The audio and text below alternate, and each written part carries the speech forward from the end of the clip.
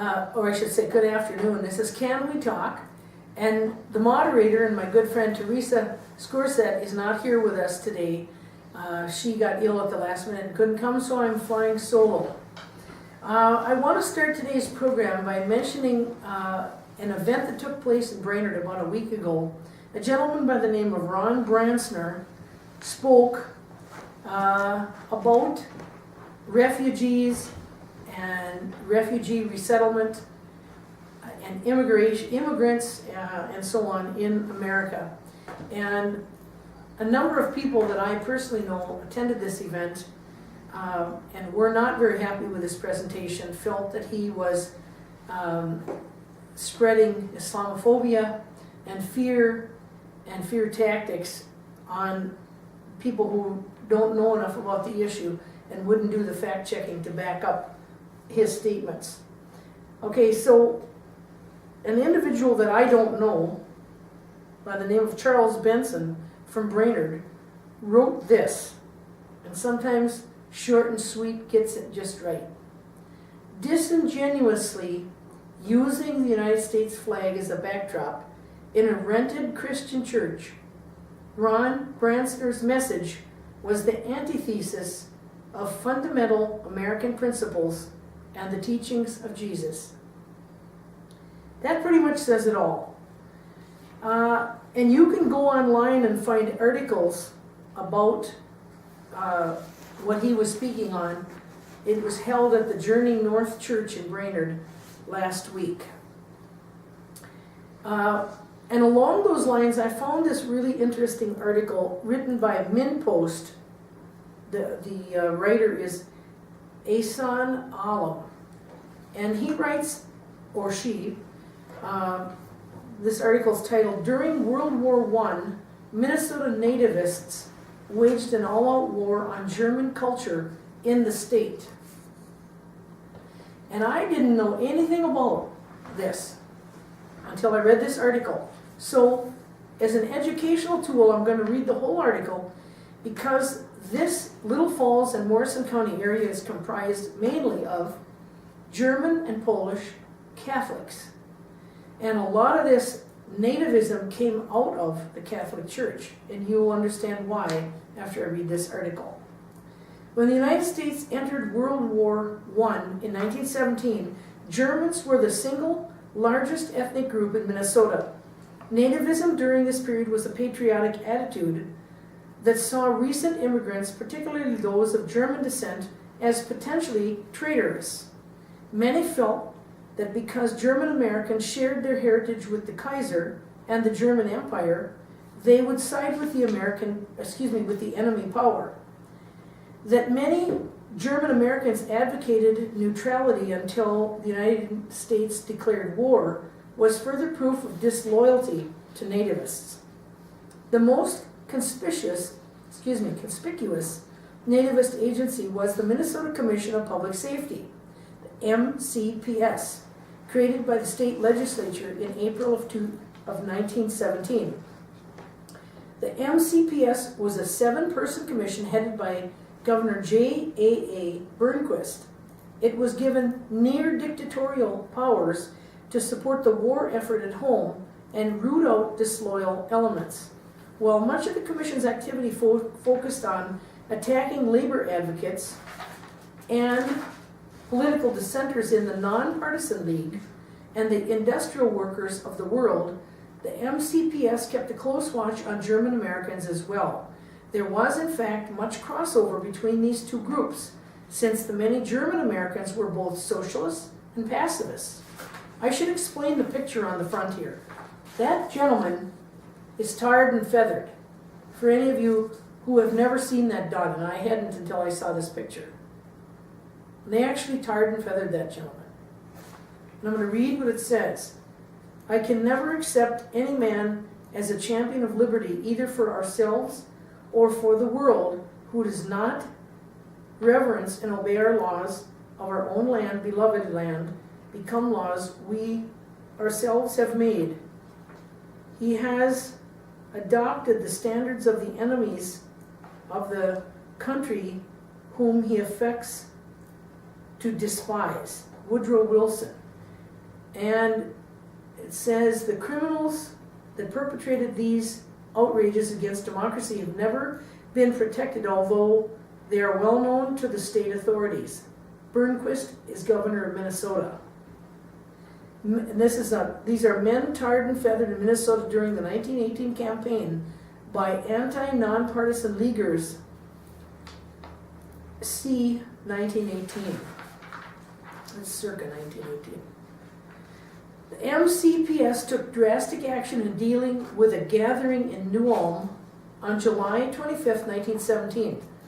The meeting was organized by Brown County Auditor Lois Vogel, Mayor Dr. Louis Fritchie, and the City Attorney Albert Faender, P-F-A-E-N-D-E-R. I'm not sure if I'm pronouncing that right. Its agenda was to discuss the constitutionality of the draft. MCPS and its agents already suspected Fender and Fritchie of sedition. A month later, Burnquist had them deposed, both deposed. I should mention something about tarring and feathering. I know a local fellow who contacted me a couple of years back and said that during the anti-smoking campaign that was going on here in Little Falls, he was threatened because of his views against smoking and his willingness to speak out against smoking and wanting the youth of this area to not get involved in smoking. He was threatened with being tarred and feathered. I'll never forget that he told me that. That's really scary that there are people locally here that would actually suggest doing something like that to another human being. That should tell you something, folks, about the lack of Morrison County and Little Falls kindness. You know, we have this kindness campaign that isn't working very well. You can tell by looking at the letters to the editor that are written about me recently. Another victim of July 25th rally was Adolph Ackerman, president of Dr. Martin Luther King College. During the demonstration, he gave a speech questioning the government's motive for entering the war. This is the First World War now. In response to his comments, the MCPS coerced the college to force Ackerman's resignation. Nativism sometimes served personal and business interests. After Fritchie was removed from office, the MCPS pressured the State Medical Society and the Brown Redwood County Society to revoke the ex-mayor's medical certification. Two doctors on the review panel who voted against Fritchie ran practices in Springfield, a town in keen business competition with New Ulm. Fritchie was eventually exonerated. Another vested interest case unfolded in Springfield, where mostly German-American stakeholders proposed creating a new bank. The president of the existing State Bank of Springfield submitted the names of those stakeholders to the MCPS to investigate their loyalty. Some members of the Catholic Church also stood to benefit from anti-German policies. Archbishop John Ireland had long promoted the Americanization of the church. During the war, this attitude gained ground. The Archbishop urged that English should be the only language of church liturgy, a move that alienated German Catholics and their clergy, who conducted Mass in German. This division allowed many Irish Catholics to assume leadership positions at the expense of their German counterparts. And I'm told by a friend that this nativism stuff involving the German community and the Catholics also hit Morrison County back during this time. They were aware of this, and I was not. The German language press was an obvious target. The MCPS kept a close eye on many of these publications. Albert Steinhauser, publisher of the New Ulm Post and the New Ulm Review, featured many German articles in his papers that criticized the war. Under pressure from the commission, he was arrested and expelled from the Minnesota State Editorial Association in 1918. Even more severe, federal authorities jailed Volkszeitung editor Frederick. Now that is the name of a newspaper, I guess. It's spelled Volkszeitung, Volkszeitung. Editor Frederick W. Bergmeyer of St. Paul for the duration of the war. Perhaps the most hotly debated nativist issue was the use of German in the classroom. Many schools, both public and parochial, used German as the primary language of instruction. While Minnesota did not ban this practice outright, the MCPS did urge schools to make English the exclusive educational language with the exception of foreign language courses. And by the way, I know a local senior citizen who tells of when she went to school, and it was a parochial Catholic school, they did the Heil symbol when they pledged allegiance to the flag. That was customary as she was growing up. The commission compiled a list of objectionable textbooks that could not be used for the teaching of German. Catholic parochial schools also faced strong pressure from religious leaders to abandon German. Oh, excuse me, I read that already. Teachers also suffered as a result of nativist activity. In Wabasha County, public school teacher Irene Bremer resigned and lost her teaching certificate after making alleged pro-German comments. She was ordered by the MCPS and a superintendent to attend a normal school and prove her loyalty in order to teach again. German Minnesotans responded to nativism in different ways. While many spoke their minds and suffered, others kept quiet and out of sight. Some became vehement and vocal patriots or 100% Americans in order to deflect suspicion. A few even spied on other Germans for the MCPS.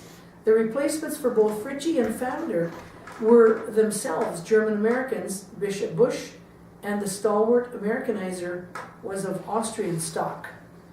On February 25th, 1918, the MCPS began registering unnaturalized aliens, non-natives to the United States, at its St. Paul headquarters.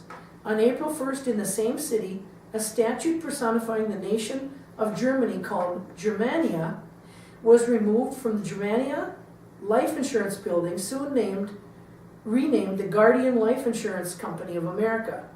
The MCPS and other officials both represented and sanctioned a general culture of fear and hostility against German Americans.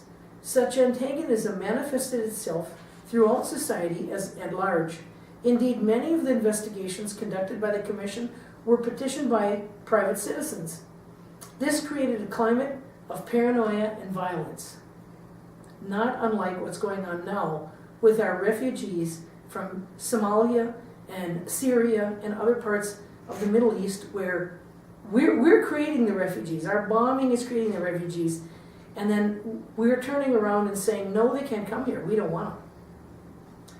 That's why I'm bringing this article up, because this time period around the World War I affected this area in the same way against the German Americans as what now some of the German Polish Americans are now saying and doing against the refugees from other nations.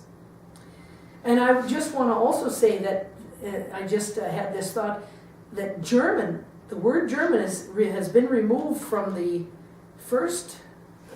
from the bank that Michael Perry's law office used to be in. Now it's a different law firm that's in there, but the word German, American, was taken off. German is removed from there. If you look closely, you can see it on the top facade of that building.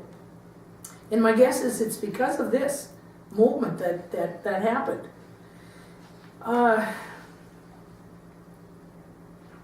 Fritchie and his family, after his disgrace, lived in fear of their well-being and lives. This was by no means unusual for victims of nativism. Nativist Minnesotans boycotted their German neighbors' stores, vandalized their property, and called for them to resign from their jobs. Yeah, that's some Minnesota nice, all right. A particularly gruesome case of violence occurred in Laverne. On August 19th, 1918, John Meintz, M-E-I-N-T-S, a German-American farmer suspected of disloyalty, was kidnapped by a large group of men and driven to the South Dakota border. Whipped, tarred, and feathered, he was told that if he returned to Minnesota, he would be hanged. Meintz later sued 32 men for false imprisonment for $100,000. Though the court sided with the defendants, a 1922 settlement awarded him $6,000. When World War I ended, so did much of the MCPS's justification. It was abolished by Legislature Act in 1918 and met for the last time in 1920. With the Commission's demise and the end of the war, anti-German nativism lost much of its momentum.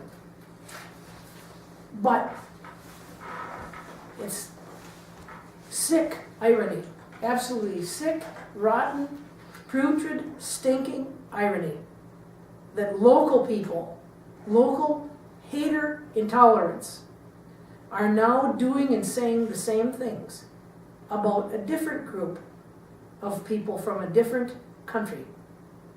And not to point fingers, but this is as a public information service announcement, so to speak.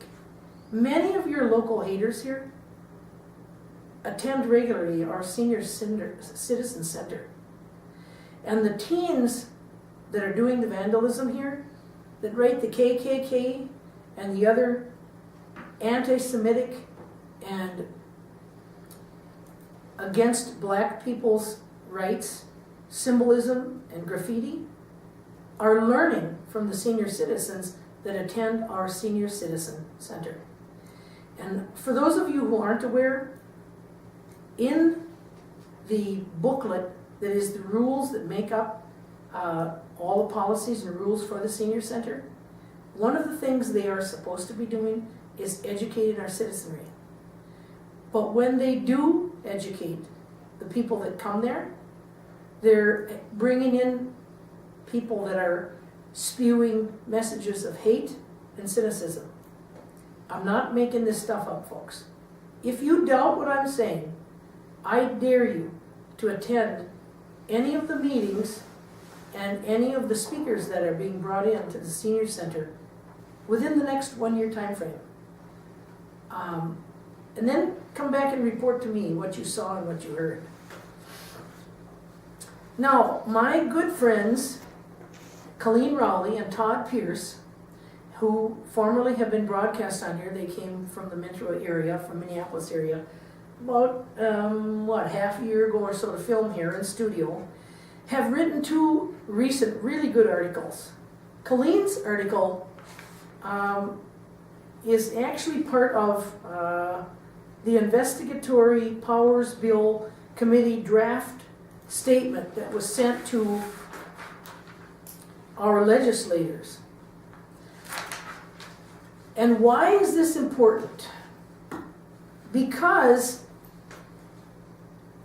our government hasn't made any more improvements really in information sharing, not much, not to the extent that they should have, since what Colleen experienced prior to 9/11. Our government and our FBI and our CIA and our Homeland Security and all these other agencies, TSA, NSA, all our government think tank organizations and regulatory and powerful groups, they're not sharing information any better than what they used to.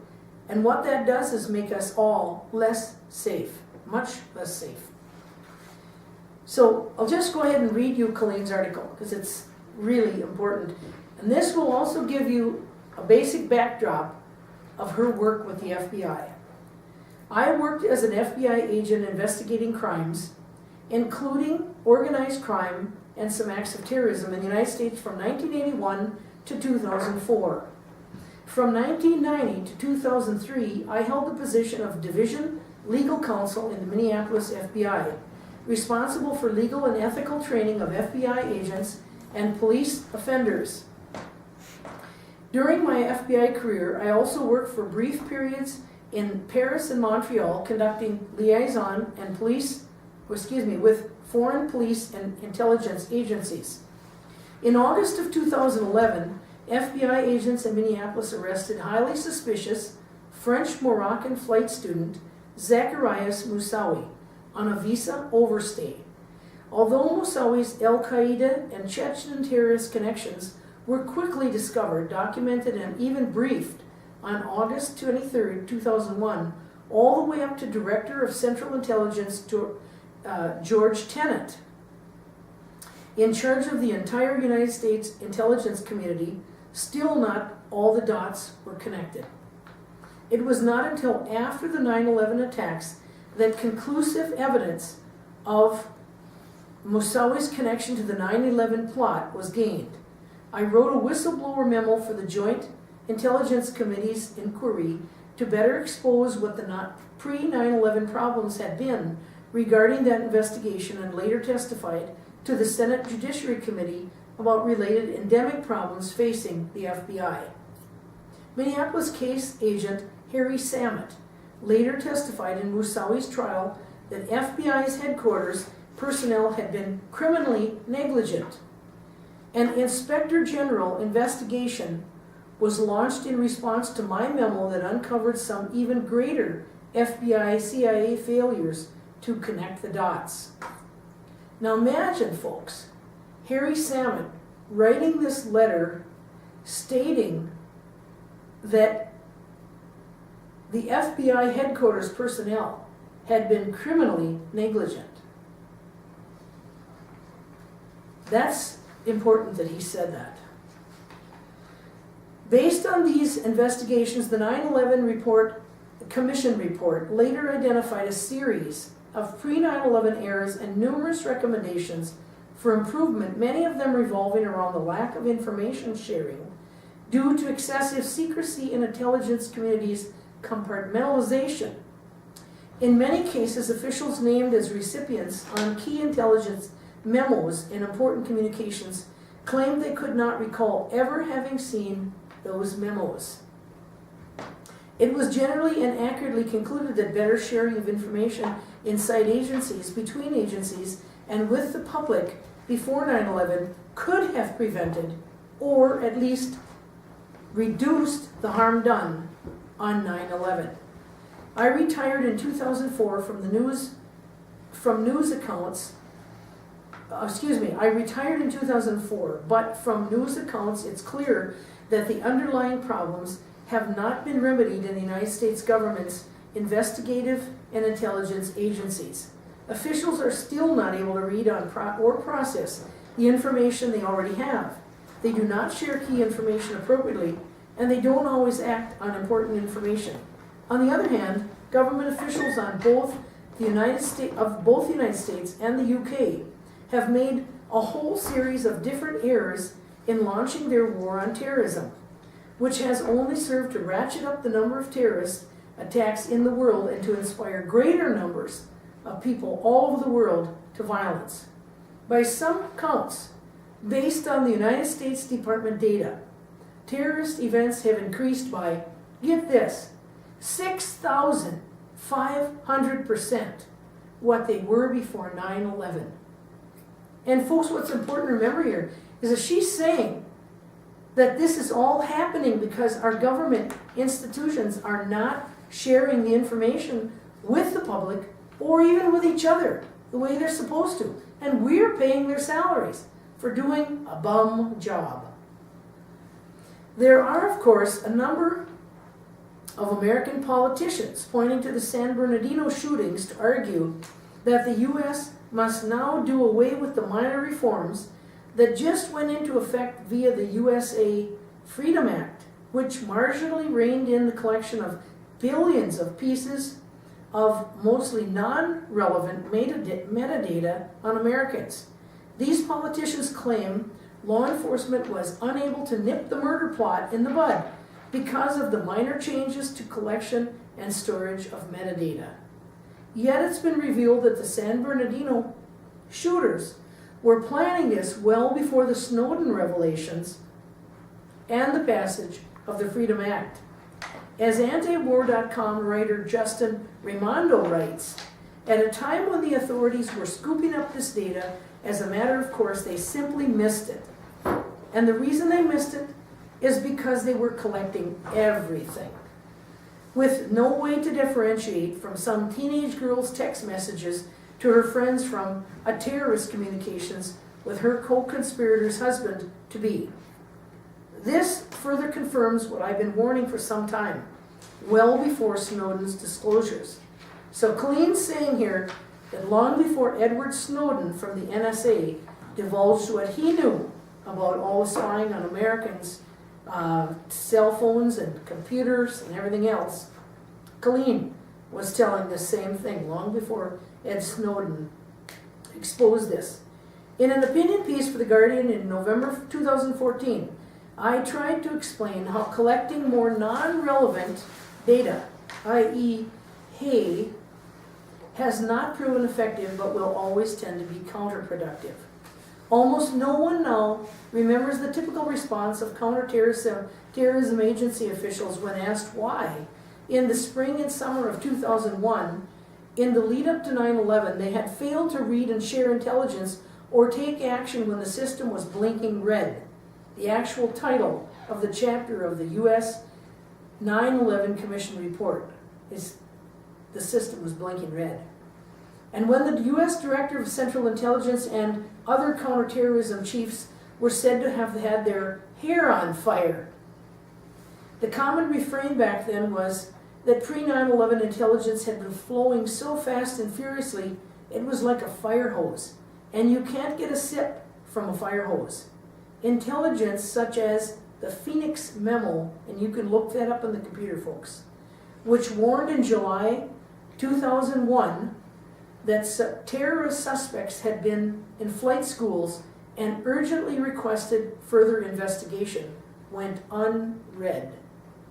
Although "can't get a sip" was somewhat of an honest excuse, it was undercut when the Bush administration, days after the attack, secretly turned on their illegal presidential surveillance program to collect more by a factor of thousands of the communications of innocent American citizens as well as those of billions of people around the globe. So the fire hose turned into a tsunami of non-relevant data, flooding databases and watch lists. The CIA had only about 16 names on a terrorist watch list back in September of 2001, and probably most were justified. But there's no way the million names reportedly now on the terrorist identities data marked environment list can be very accurate. The decision to elevate quantity over quality did nothing to increase accuracy, unblock intelligence stovepipes, or prevent terrorist attacks. As an FBI whistleblower and witness for several United States official inquiries into the 9/11 intelligence failures, I fear that terrorists will succeed in carrying out future attacks, not despite the massive collect-it-all dragnet approach to intelligence implemented since 9/11, but because of it. This approach has made terrorist activity more difficult to spot and to prevent. The fearful citizen may not realize how difficult it is to search and analyze content due to sheer volume. They want to believe in the magic of data mining to somehow predict future criminal behavior. If only more contractors are hired and more money is spent to increase monitoring, if only laws can be passed forcing internet companies to constantly surveil every post and kitten image, coded and uncoded, in a multitude of languages for signs of danger, the Orwellian argument goes, we will find the enemies. But the real purpose in the egregiously stupid push to assign Facebook the fool's errand of monitoring everything seems to be to spread the blame.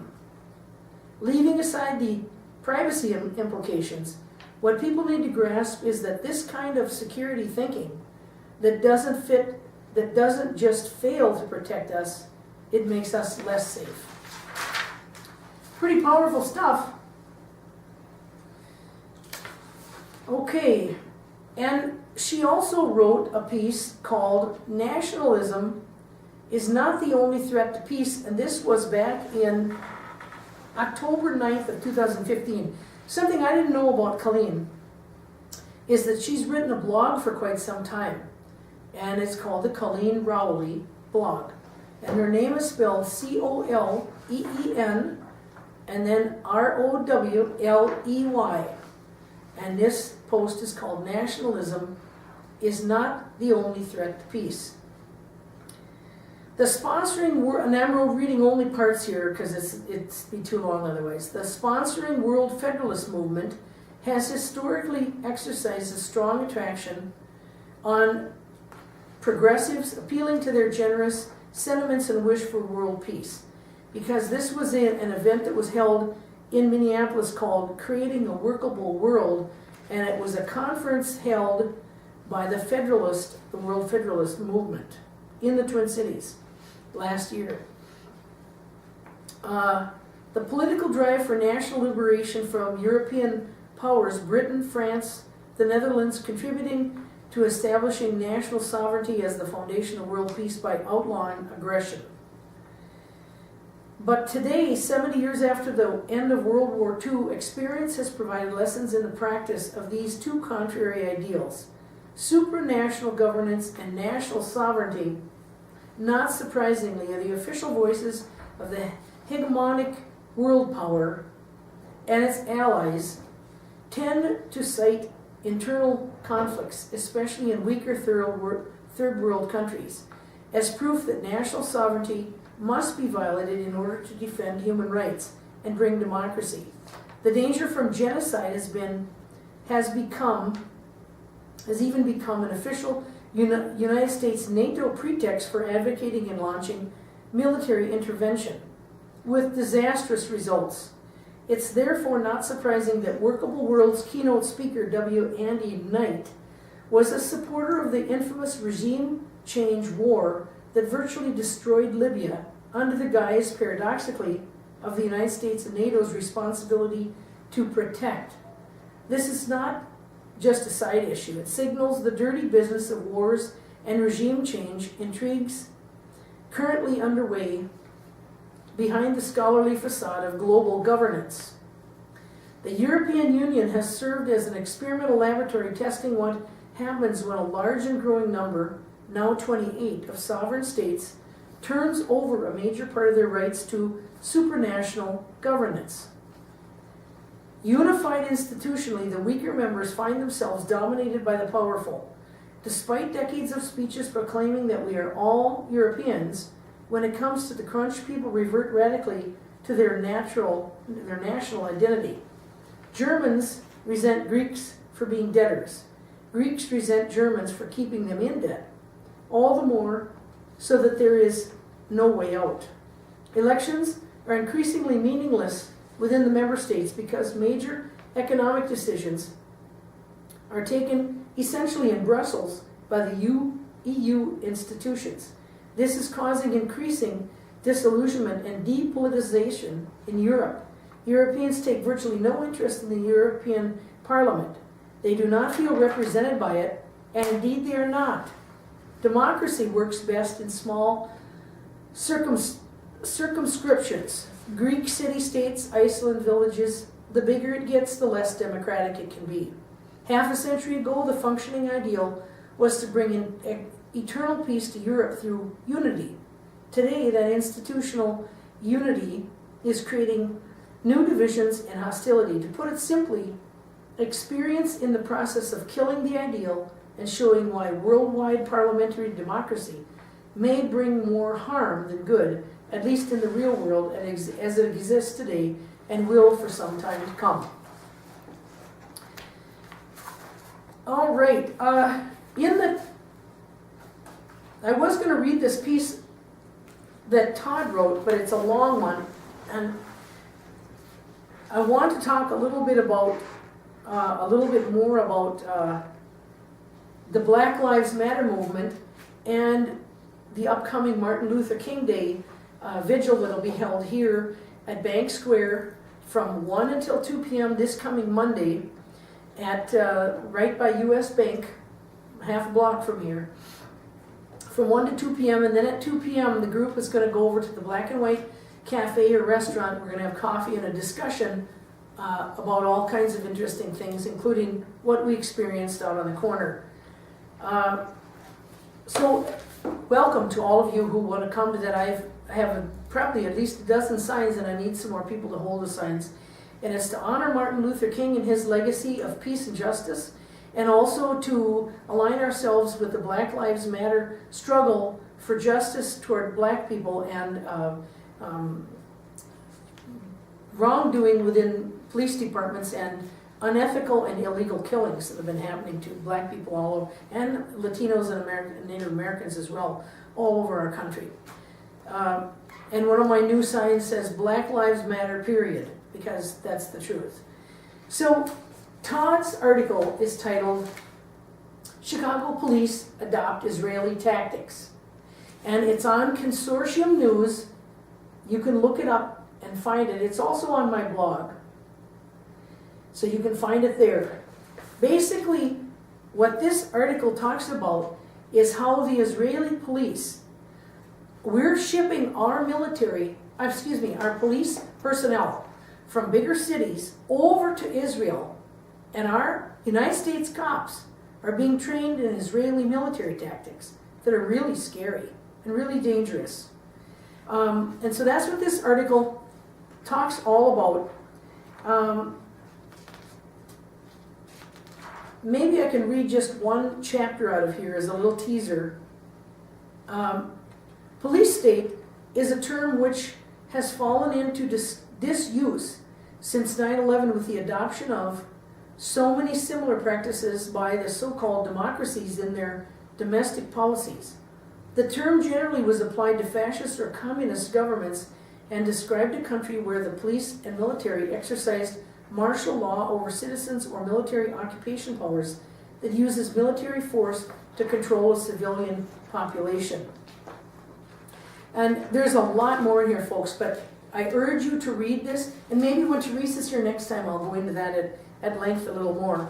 But I was informed about something that's quite important that I should talk about today, since we're having this vigil.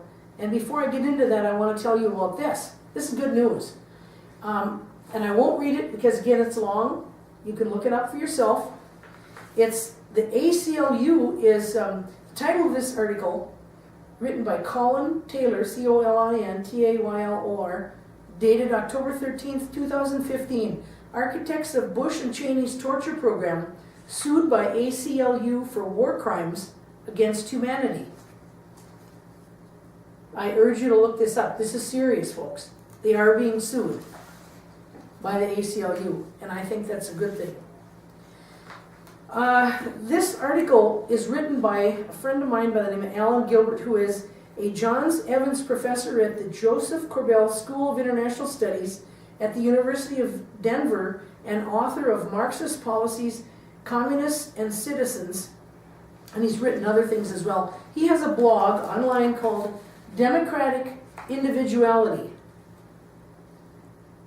And he's written on his blog this post titled, On Why American Cops Are Killers Compared to Others. And if you'll remember, Teresa and I hosted a local police, well, he wasn't local, he was a Minnesota police officer of 9 years, and he also taught law enforcement in the Minneapolis area, St. Paul actually, for 30 years. Good friend of ours. And he is part of this conversation.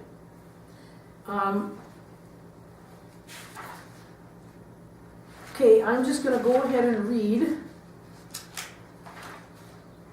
as much of this as I possibly can, because it's terribly important. Where to start? Okay. In Britain and Japan, there were no police shootings last year. In the U.S., in 2013, there were 479. In A Better Standard for the Use of Deadly Force, New York Times, January 1st, 2016, Olivia Boykin, Christopher Deser, and Jane Rubenfeld, 2 students and a professor from the Yale Law School, underline, American police officers killed 74 unarmed black people in 2015 from January through July. According to the Washington Post, unarmed black men were 7 times more likely than unarmed white men to die by police gunfire. An analysis of FBI data from 2010 to 2012 concluded that the police killed black men ages 15 to 19 at a rate 21 times greater than the statistic for white men at the same age. Department of Justice numbers indicate that a black person is about 4 times as likely to die in custody or while being arrested than a white person is. In response to my post on the police murder defended by D.A. McGinty and his corrupt instructions to a grand jury of Tamir Rice, a 12-year-old playing by himself with a toy gun in a park in Cleveland, Andy Reid, who has long defended Native Americans and handled cases involving police shootings of young blacks, wrote a revealing letter on the ugly license to murder which the police as a profession have cultivated. At police academies for dangerous situations, anything in the ghetto, American police are trained to shoot first and to kill, not to use lesser means or even scope out the situation. DAs rely on police testimony and thus mostly protect them. The figures at the end on how police are much more likely to die in their line of work than many other blue-collar professions. Loggers are 10 times more likely, trash collectors 3 times, also are remarkable. Sadly, none of this is very surprising. The police emerged in the United States in slave patrols in the 18th century and the bus strikes of the immigrant workers in Chicago in the 19th. They are still an army of occupation, particularly in non-white communities on behalf of mostly the rich. Becoming a cop often involves shedding one's own working class friends and isolating oneself. This is a letter to Alan Gilbert. Alan, as an attorney having handled police misconduct cases for 40 years, including many cases of police officers shooting and killing young black males, one thing that always strikes me about the dynamics is that the focus is always on protecting the cops from danger. Cops that are highly trained from the police academy to shoot to kill in response to any arguably perceived threat, who are trained not to retreat, even for their own safety, or tactically, who usually approach a suspect in numbers, who wear body armor, who are armed with semi-automatic weapons, and who often use deadly force with less lethal weapons, and crisis interveners are when less lethal weapons and crisis interveners are available. As a matter of law, they are also allowed to use the common law doctrine of self-defense as an excuse for the use of deadly force in any confrontation. And as a matter of law, the courts are required to view the confrontation from the perspective of a reasonable officer rather from the perspective of the suspect or the victim of the police shootings, which is why a cop can shoot someone with a cell phone or a toy gun that can be argued as looking like a gun. At the academy, for example, police officers are trained in the 21-foot rule that any person with a knife within 21 feet of the officer can reach and injure the officer before the officer can pull his gun and shoot. The rule essentially gives all officers legal authority and impunity to shoot and kill anyone holding a knife within 21 feet of any officer. There are several U.S. 10th Circuit Court opinions affirming this rule, one involving 2 Denver police officers standing in body armor with semi-automatic weapons at the top of a stairway to a basement who shot and killed an 18-year-old black youth standing at the bottom of the stairway with holding a 3-inch utility knife. The youth was killed in front of his sister and mother, who had called the police to help him calm down after he got into an argument with his mother at their home. Both officers received medals of valor from the Denver Police Department. One of the 2 officers that killed that youth had killed a half dozen other youth and was the most decorated officer in the Denver police force. While posing as pizza delivery man in a pizza rip-off sting, he killed one black youth who was sitting on a doorstep armed with a can of mace at his side. As a matter of law, in addition to other legal barriers from liability, police are also cloaked with governmental immunity, qualified immunity, and draconian state caps on damages that can be awarded to their victims with their injuries. Until fairly recently, the state cap on damages was $150,000 per case, meaning that in one of my cases, the 3 children of a young black computer expert killed by a cop speeding without lights or siren had to split between them, after costs and attorney's fees, as compensation for the loss of their father. To even request punitive damages under state law, a victim has to get permission from the court and then has to prove beyond a reasonable doubt that the officer acted wantonly and maliciously. And then the municipality that employed the officer is statutorily immune from paying punitive damages, so the victim of wanton and malicious police misconduct has no deep pocket for the payment of punitive damages. And on top of all of this is the cozy relationship that the police have with county and state prosecutors and the courts. These prosecutors are wholly dependent on the police day in and day out to investigate their cases and act as witnesses in criminal matters. The same prosecutors and police officers appear before the same judges on a daily basis.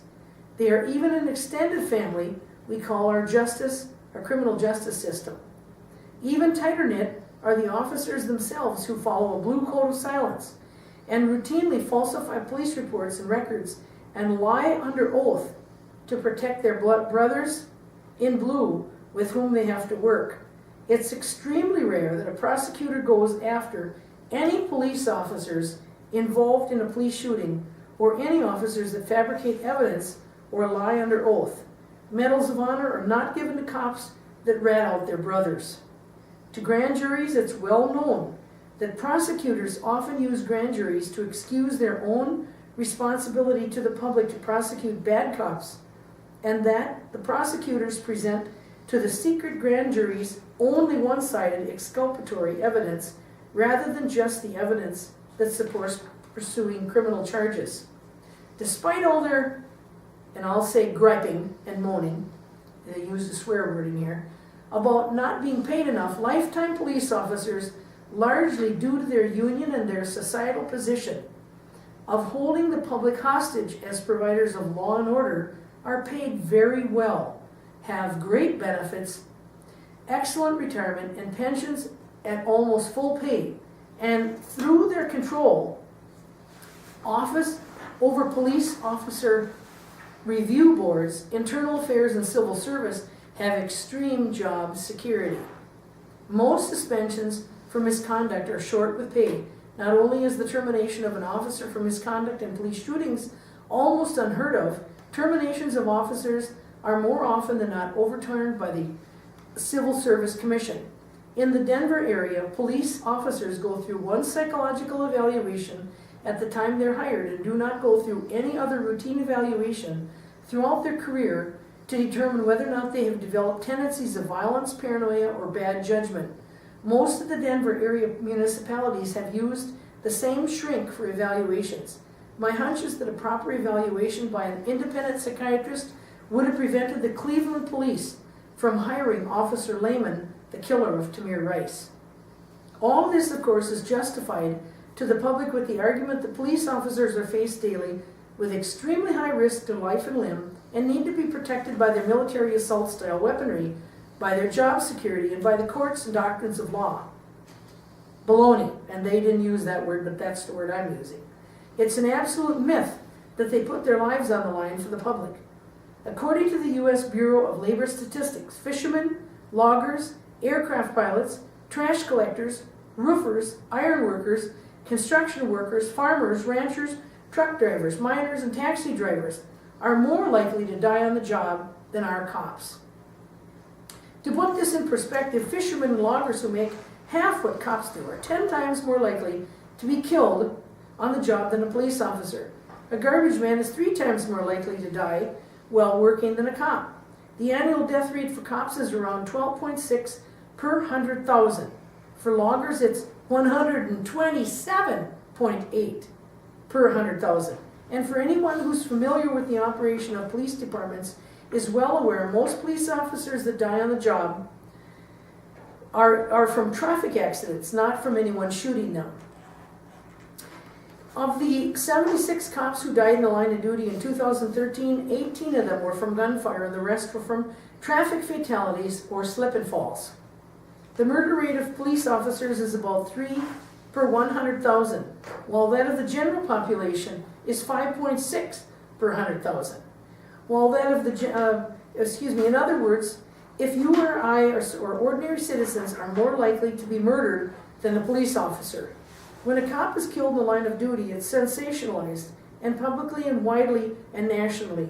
When a farmer, lawyer, construction worker, taxi driver, etc. is killed, much more frequently, we hear little about it. Additionally, no one is forced to become a police officer.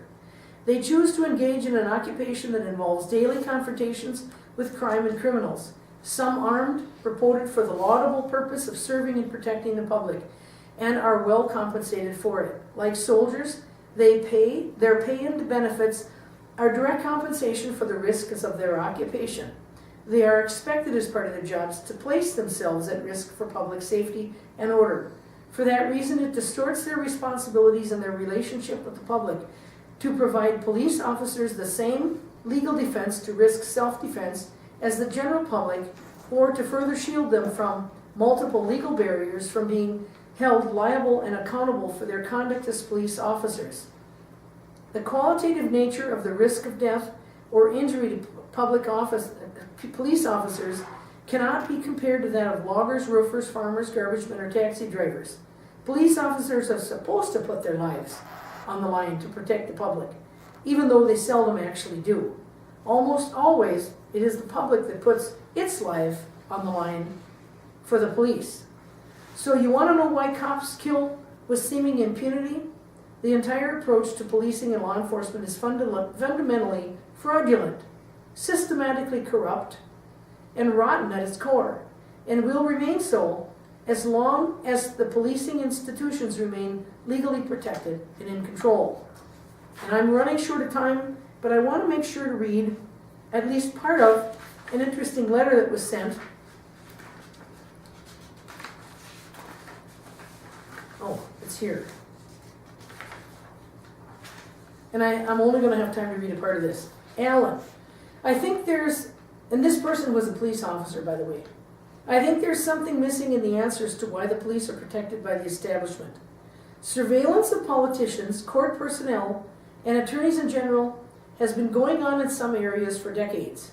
It's likely that a dossier on most potential friends and enemies is maintained by many police agencies and certainly state police agencies. That dossier comes in handy when negotiating contracts, influencing decisions. The nastier the scene videoed or audioed, the more value it has influencing behavior. What we're talking about here, folks, is compromise.